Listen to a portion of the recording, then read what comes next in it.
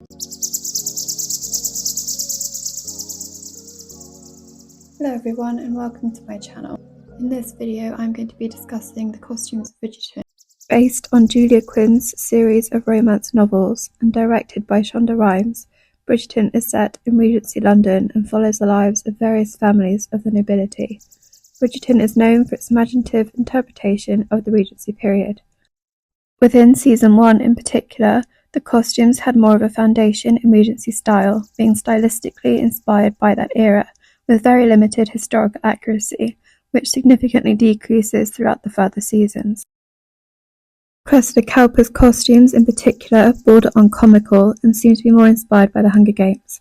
Her sleeves are often exaggerated to portray her increasing desperation, but given her circumstances, I think it would have been better to have worn a more seductive costume to attract a husband. Throughout the season, there is a lack of consistency in style between the characters, with some being styled in cheap-looking bridesmaid dresses and silhouettes ranging from empire waistlines to 60s-inspired costumes, and of course the tight lacing of corsets that's usually seen in all bodice ripper period dramas, despite Regency's more relaxed silhouette.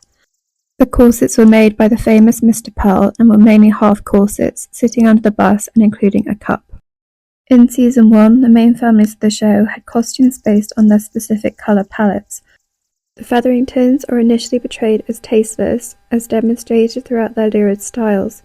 However, this distinct colour palette lessens throughout the later seasons, as characters of a higher social status adopt some shades of this palette.